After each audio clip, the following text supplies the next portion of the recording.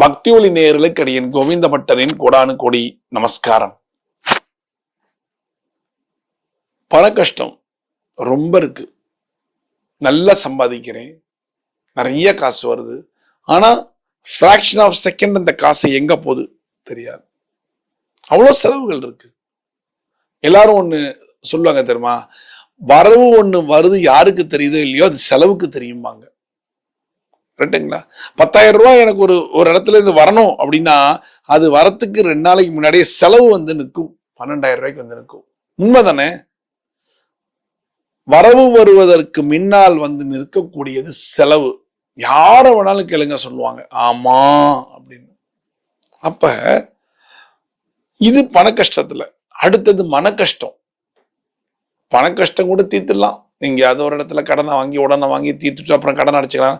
இந்த மன கஷ்டங்கிறது இருக்கே ரொம்ப கஷ்டங்க. அது மனுஷனையே உருக்குலைச்சு வச்சிடும். பண கஷ்டமாவது ஓரளவு அட்ஜஸ்ட் பண்ணி போயிடலாம். இப்ப என்கிட்ட பணம் இல்லை, பசிக்குது, என்கிட்ட பணம் இல்லை, இப்ப ஆனா சாப்பிடணும்னு நேர போவேன், 2 டம்ளர் தண்ணியை கட குடிச்சிட்டு ஓரளவு ஒரு வேலையை பார்த்துட்டு போயிடலாம். ஆனா இந்த மன கஷ்டம் இருக்கே, என்ன பண்ணாலும் மன கஷ்டம் போவே போவாது. மன கஷ்டம் போவே போவாது. திடீர்னு உட்கார்ந்துருப்போம், திடீர்னு அப்படியே எங்கேயாவது யோசிப்போம்.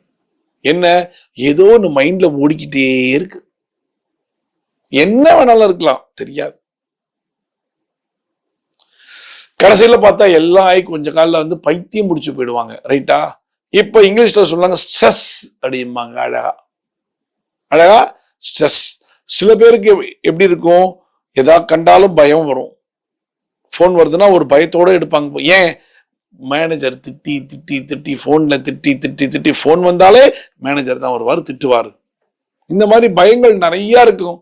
சில பேர் கடன் வாங்கியிருப்பான், கட்ட முடியாத நேரம், 2 மாசம் நல்லா கட்டியிருப்பான், 3வது மாசம் ஒரு டியூ நிற்கும், ஏற்கனவே போன் பண்ணி கண்ணாப்புனா திட்டிருப்பான். அடுத்தது போன் வந்தா அவங்க தான் பண்றாங்களோ, ஐயோ பயமா இருக்கு, ஐயோ அப்படிதான் பண்றாங்களா, இப்படிதான் இருக்கா. எத்தனை பேருக்கு இந்த பயம் இருக்குங்க? நிறைய பேருக்கு இருக்குங்க. இதெல்லாம் எங்க கொண்டு போய் முடியும்? மன கஷ்டம், மனபாரம். மனபாரமா இருக்கு, என்னமோ தெரியல, இன்னைக்கு மனசு கஷ்டமா இருக்குன்னு சொல்லக்கூடியவங்களும் இருக்காங்க. இல்ல எனக்கு எப்ப பார் மன கஷ்டம், டிப்ரெஷன் சொல்லுவாங்க. அது எப்ப பார் மன கஷ்டம் இருந்துட்டே இருக்கு. இதுல இருந்து நான் வெளியில வரணும்னா என்ன பரிகாரம் பண்ணா வெளியில வரலாம்? பண கஷ்டத்துல இருந்து வெளியில வரணும், மன கஷ்டத்துல இருந்து வெளியில வரணும். என்ன செய்யலாம்? சிம்பிளான பரிகாரம் சொல்லித்தரேன். ஈஸி பரிகாரம். யார் வேணாலும் செய்யலாம், யார் வேணாலும் செய்யலாம். என்ன பரிகாரம்? உங்கள் வீட்டு பக்கத்திலே திருக்கோவில் இருக்கா? பெருமாள் கோவில், வெங்கடாச்சலபதி கோயில் இருந்தா பரவாயில்ல, இல்ல ஏதோ ஒரு பெருமாள், வரதராஜ பெருமாளோ எந்த ஒரு பெருமாள் இருக்கா? பெருமாள் கோவில் என்ற ஒரு கோவில் இருக்கிறதா? இருக்கு. நல்ல நல்ல பெருசா பெருமாள் நின்ற கோலத்துல இருக்கிறார், இருக்கு. Okay, super. நேர போங்க. உங்களுடைய மன கஷ்டமும் பண கஷ்டமும் தீர்வதற்கான ஒரு வழி அங்கதான் இருக்கு. 1 முழத்துல மல்லிகைப்பூ, துளசி வாங்கிக்கோங்க. அதாவது 1 அடி துளசி, 1 அடி துளசி மட்டும்தான் வாங்கணும்.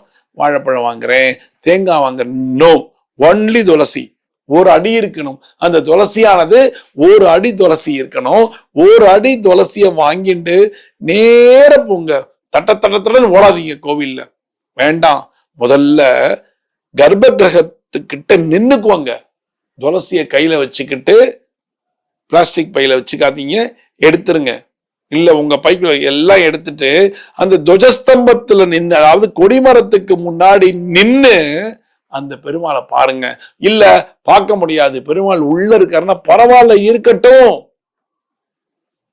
உங்களுடைய மனதானது எல்லா இடத்தையும் தகர்த்து ஓடி போயிடும். அங்க நேர கண்ணை மூடிக்கிட்டு பிரார்த்தனை செய்யுங்க.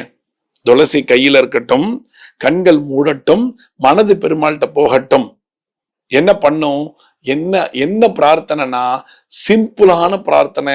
என்னுடைய மன கஷ்டத்தையும் பண கஷ்டத்தையும் தயவு செஞ்சு தீர்த்திடுங்க பெருமாளை, தீர்த்திடுங்கோ பெருமாளை. அப்படிங்கிற ஒரு வாசகத்தை சொல்லிட்டு அந்த பெருமாள் என்ன பெருமாள்? வரதராஜ பெருமாளா? ஓம் நமோ வரதராஜாய நமக. இல்ல ரங்கநாத பெருமாளா? ஓம் நமோ ஸ்ரீரங்கநாதாய நமக. இல்ல வெங்கடாச்சலபதி பெருமாளா? ஓம் நமோ வெங்கடேசாய நமக. அது லக்ஷ்மி நாராயண பெருமாளா? ஓம் நமோ லக்ஷ்மி நாராயண பெருமாளையே நமக. நரசிம்மரா? ஓம் நமோ நாரசிம்மாய நமக. இல்ல லட்சுமி நரசிம்மரா? ஓம் நமோ லட்சுமி நரசிம்மாய நமக. அங்க என்ன தெய்வம் இருக்கோ அந்த தெய்வத்துடைய பெயர் ஓம் என்கிற பிரணவ மந்திரத்தை முன்னாடி சேர்த்துட்டோ அந்த தெய்வத்தினுடைய பெயரை சேர்த்து நமஹா என்கிற ஒரு வார்த்தத்தை போட்டுக்கோங்க, முடிஞ்சு போச்சுங்க. துளசிய வச்சுக்கிறீங்க, அந்த தெய்வத்தினுடைய பெயரை சொல்லி ஓம், அந்த தெய்வத்தினுடைய பெயர் நமஹா என்கிற வார்த்தத்தை சொல்றீங்க.